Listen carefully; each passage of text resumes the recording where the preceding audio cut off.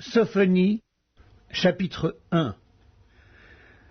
La parole de l'Éternel qui fut adressée à Sophonie, fils de Cussi, fils de Guédalia, fils d'Amaria, fils d'Ézéchias, au temps de Josias, fils d'Amon, roi de Juda. Je détruirai tout sur la face de la terre, dit l'Éternel. Je détruirai les hommes et les bêtes, les oiseaux du ciel et les poissons de la mer, les objets de scandale et les méchants avec eux. J'exterminerai les hommes de la face de la terre, dit l'Éternel. J'étendrai ma main sur Juda et sur tous les habitants de Jérusalem. J'exterminerai de ce lieu les restes de Baal, le nom de ses ministres et les prêtres avec eux, ceux qui se prosternent sur les toits devant l'armée des cieux, ceux qui se prosternent en jurant par l'Éternel et en jurant par leur roi, ceux qui se sont détournés de l'Éternel, et ceux qui ne cherchent pas l'Éternel, qui ne le consultent pas. Silence devant le Seigneur, l'Éternel, car le jour de l'Éternel est proche, car l'Éternel a préparé le sacrifice, il a choisi ses conviés. Au jour du sacrifice de l'Éternel, je châtierai les princes et les fils du roi, et tous ceux qui portent des vêtements étrangers. En ce jour-là, je châtierai tous ceux qui sautent par-dessus le seuil, ceux qui remplissent de violence et de fraude la maison de leur maître. En ce jour-là, dit l'Éternel, il y aura des cris à la porte des poissons, des lamentations dans l'autre quartier de la ville, et un grand désastre sur les collines. Gémissez, habitants de Maktesh, car tous ceux qui trafiquent sont détruits. Tous les hommes chargés d'argent sont exterminés. En ce temps-là, je fouillerai Jérusalem avec des lampes, et je châtierai les hommes qui reposent sur leur lit, et qui disent dans leur cœur, l'Éternel ne fait ni bien ni mal. Leurs biens seront au pillage, et leurs maisons seront dévastées. Ils auront bâti des maisons qu'ils n'habiteront plus. Ils auront planté des vignes dont ils ne boiront plus le vin. Le grand jour de l'Éternel est proche. Il est proche, il arrive en toute hâte. Le jour de l'Éternel fait entendre sa voix, et le héros pousse des cris amers. Ce jour est un jour de fureur, un jour de détresse et d'angoisse, un jour de ravage et de destruction, un jour de ténèbres et d'obscurité, un jour de nuées et de brouillard. Un jour où retentiront la trompette et les cris de guerre contre les villes fortes et les tours élevées. Je mettrai les hommes dans la détresse et ils marcheront comme des aveugles parce qu'ils ont péché contre l'Éternel. Je répandrai leur sang comme de la poussière et leur chair comme de l'ordure. Ni leur argent ni leur or ne pourront les délivrer au jour de la fureur de l'Éternel. Par le feu de sa jalousie, tout le pays sera consumé, car il détruira soudain tous les habitants du pays. Sophonie, chapitre 2. Rentrez en vous-même, examinez-vous, nations sans pudeur, avant que le décret s'exécute et que ce jour passe comme la balle, avant que la colère ardente de l'Éternel fonde sur vous, avant que le jour de la colère de l'Éternel fonde sur vous. Cherchez l'Éternel, vous tous, humbles du pays, qui pratiquez ses ordonnances. Recherchez la justice, recherchez l'humilité. Peut-être serez-vous épargnés au jour de la colère de l'Éternel. Car Gaza sera délaissée, Ascalon sera réduite en désert, Asdod sera chassé en plein midi, Ectron sera déraciné.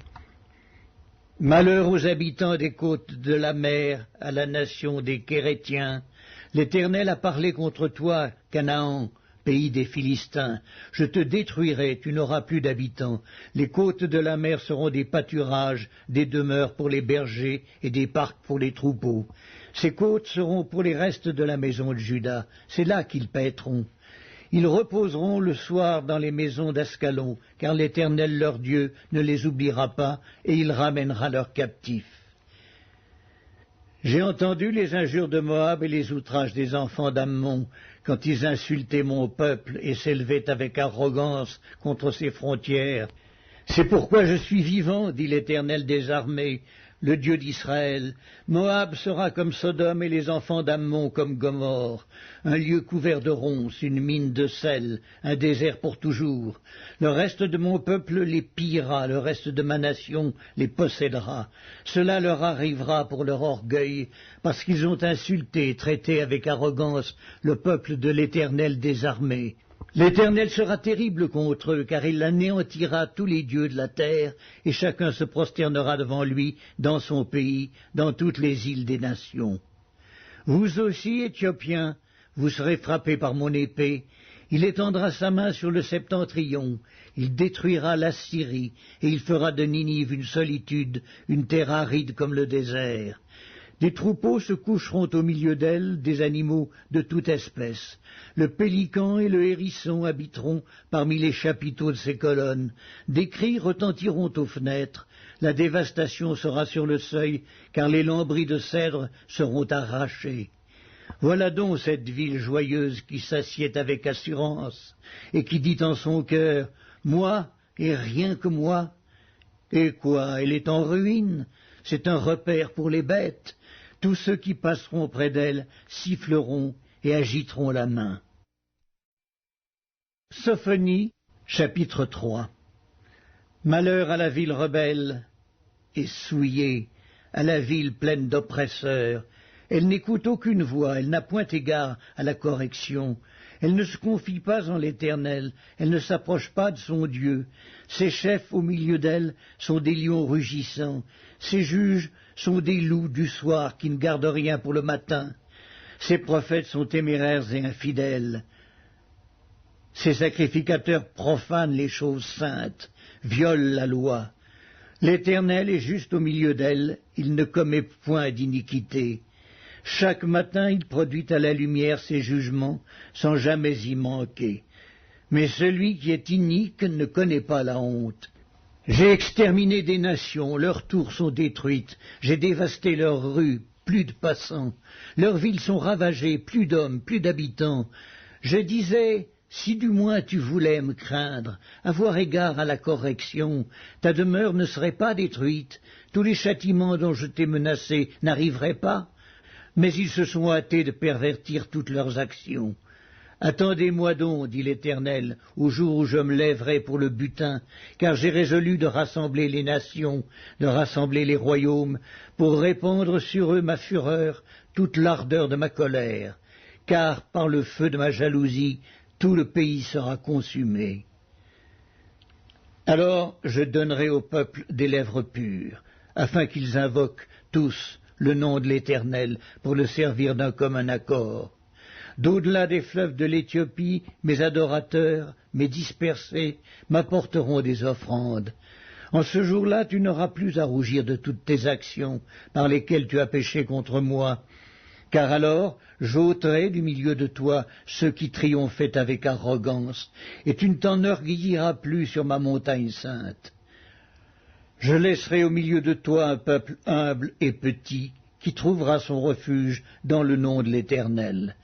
Les restes d'Israël ne commettront point d'iniquité. Ils ne diront point de mensonge, et il ne se trouvera pas dans leur bouche une langue trompeuse. Mais ils paîtront, ils se reposeront, et personne ne les troublera. Pousse des cris de joie, fille de Sion, pousse des cris d'allégresse, Israël. Réjouis-toi et triomphe de tout ton cœur, fille de Jérusalem. L'Éternel a détourné tes châtiments, il a éloigné ton ennemi. Le roi d'Israël, l'Éternel, est au milieu de toi. Tu n'as plus de malheur à éprouver. En ce jour-là, on dira à Jérusalem, ne crains rien. Sion, que tes mains ne s'affaiblissent pas. L'Éternel, ton Dieu, est au milieu de toi comme un héros qui sauve. Il fera de toi sa plus grande joie. Il gardera le silence dans son amour. Il aura pour toi des transports d'allégresse. Je rassemblerai ceux qui sont dans la tristesse, loin des fêtes solennelles, ceux qui sont sortis de ton sein, l'opprobre pèse sur eux. Voici en ce temps-là, j'agirai contre tous tes oppresseurs. Je délivrerai les boiteux et je recueillerai ceux qui ont été chassés. Je ferai d'eux un sujet de louange et de gloire dans tous les pays où ils sont en opprobre. En ce temps-là, je vous ramènerai. En ce temps-là, je vous rassemblerai, car je ferai de vous un sujet de gloire et de louange parmi tous les peuples de la terre, quand je ramènerai vos captifs sous vos yeux, dit l'Éternel.